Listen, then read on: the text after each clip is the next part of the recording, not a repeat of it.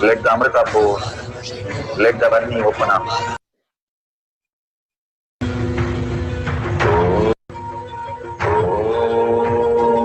Nithyananda Paramashivoham.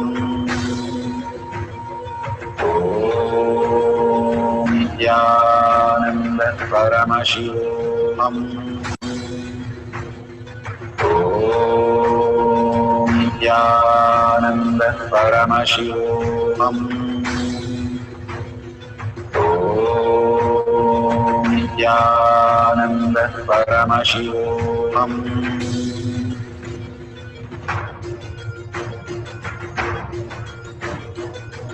Paramashivoham.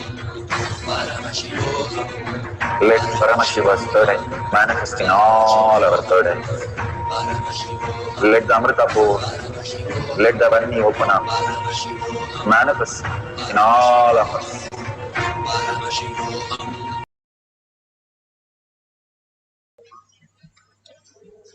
Beautiful. Whatever we have received from the plants, make a note of that. Beautifully, when Bhagavan comes down to the courtyard, there are two plants in the courtyard where Bhagavan used to stay, and both the plants used to shed their flowers. And the plants used to be, the tree used to be like in the corner, but they would bend and drop the flowers wherever Bhagavan is walking. And Bhagavan also, without any fail, he'll go and bless them every single day. The physical darshan for them with the blessings every single day. They received the blessings, all these great plants, and there used to be pull-away plants where one plant will have another plant grow on it, the parasite plant. And all that were rishis and munis in Adi Kailash. Adi Kailash is filled with all the greatest souls as reality, which we can experience in each of the trees out there. All this great science of how we know so many trees in the histories, how it has manifested the powers. The Kalparviksha, simply whatever you ask, it fulfills you.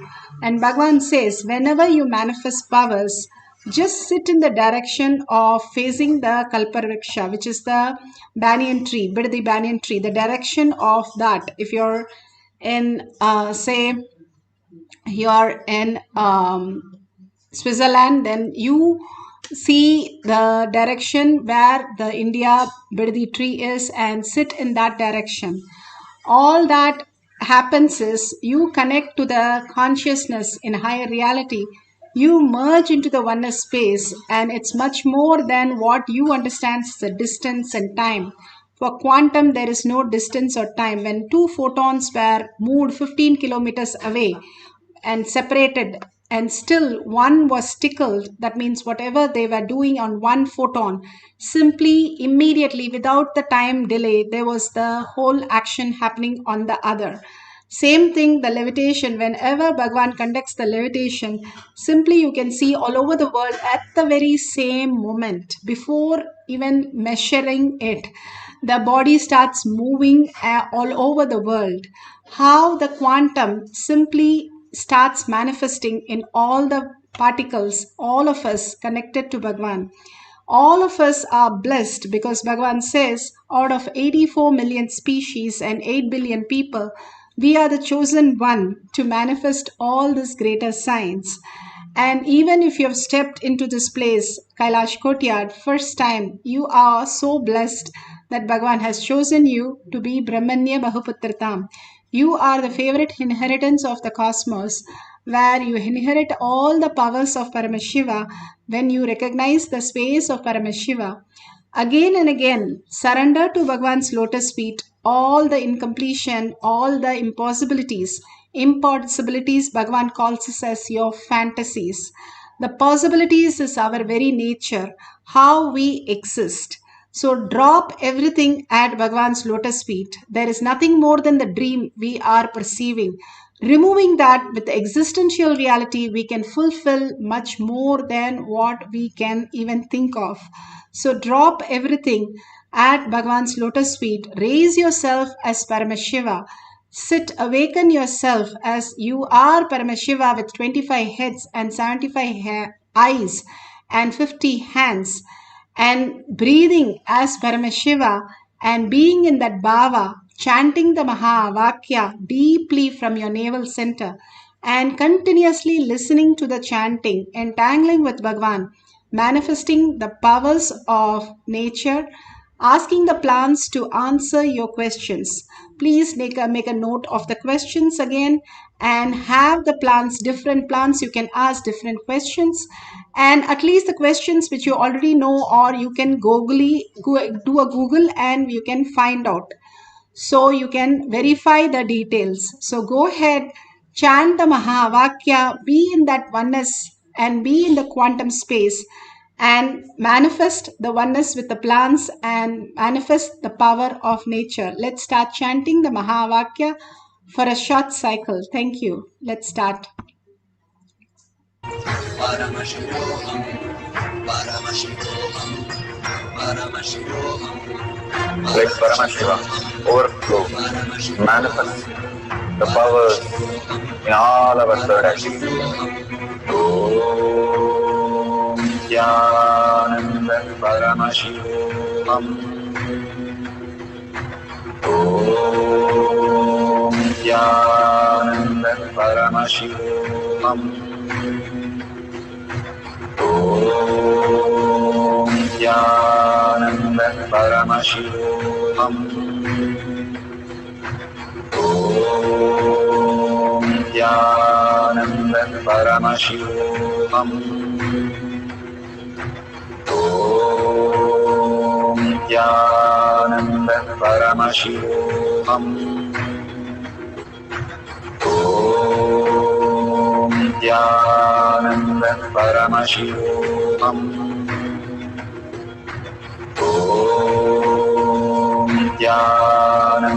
Paramashivoham.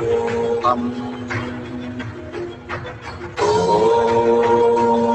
Nithyananda Paramashivoham. Om Nithyananda Paramashivoham. Om Nithyananda Paramashivoham. Om Nithyananda Paramashivoham.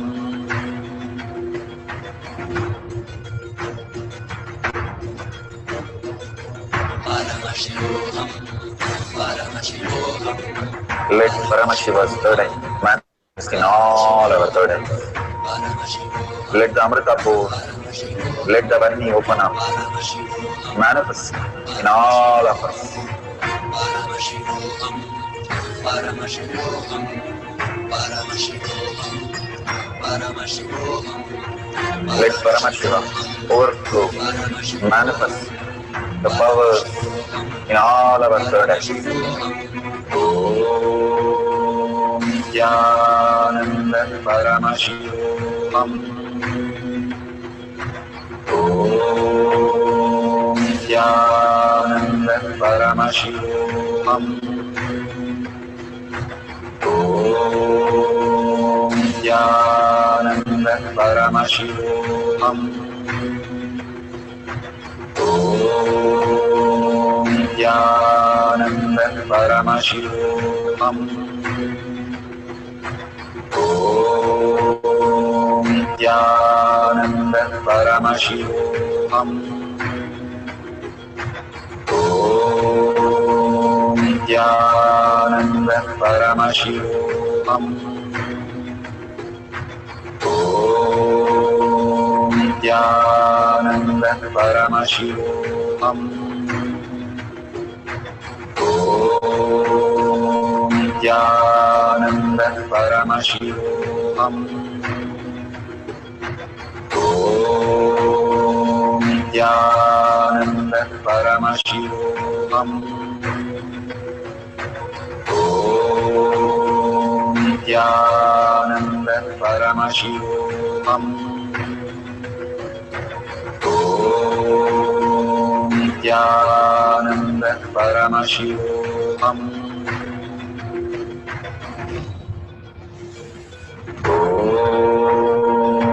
Nithyananda Paramashivoham. Om Nithyananda Paramashivoham. Om Nithyananda Paramashivoham. Om Nithyananda Paramashivoham. Om Nithyananda Paramashivoham. Om Nithyananda Paramashivoham. Om Nithyananda Paramashivoham. Om Nithyananda Paramashivoham. Om Nithyananda Paramashivoham.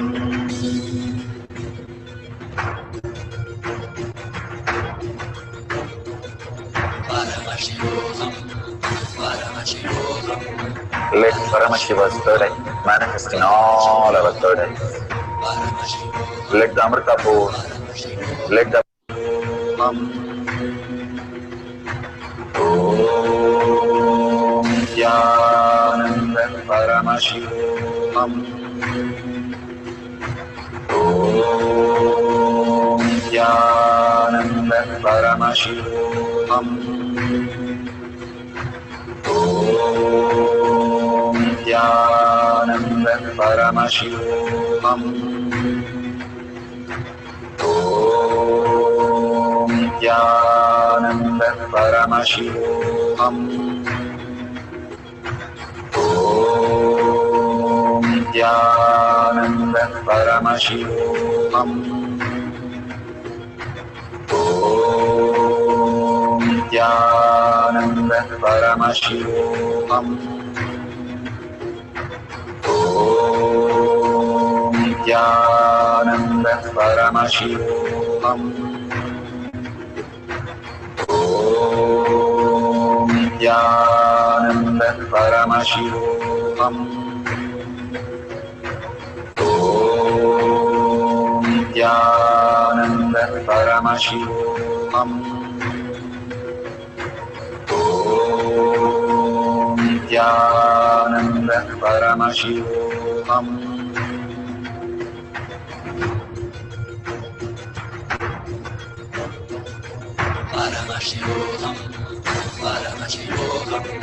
Let Paramashiva's third eye manifest in all our third eyes.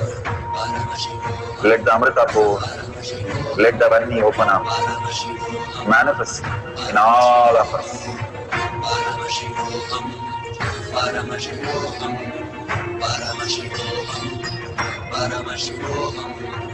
Let Paramashiva overflow, manifest the powers in all our third eyes. Om Nithyananda Paramashivoham. Om Nithyananda Paramashivoham. Om Nithyananda Paramashivoham.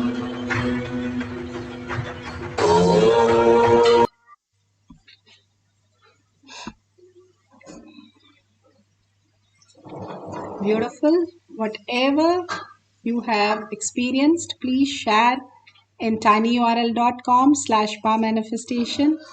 Whatever prasada, always share the prasada.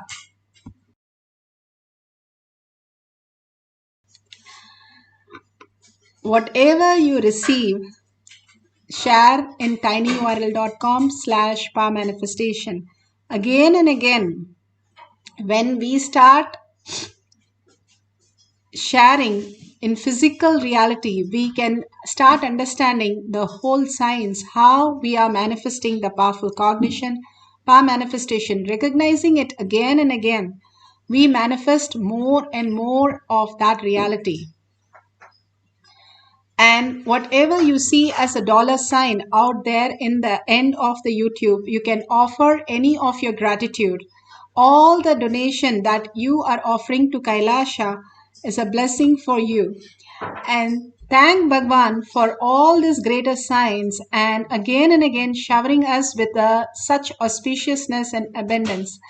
So let's thank Bhagwan and with deep gratitude and deep earning Paramashiva to become existential reality, and thanking each and every one of you sitting here and manifesting the powers of Paramashiva, creating such a global peace, collective sovereignty as our reality. Thanking each and every one of you. Let's end this session with a Purna Mantra. With a deep gratitude, let's sit straight with a head, neck and spine in a straight line. Bring Paramashiva to your third eye and chant the Purna Mantra. Om Purnamada Purnamidam Purna Purnamudashyate Purnasya Purnamataya Purnameva Vashishyate. Om Shanti Shanti Shanti Hi. Hari Om Tat Sat Sarvam Bhagavate Sri Nithyananda Paramashivam Padukarpanamastu. Om Nithyanandam.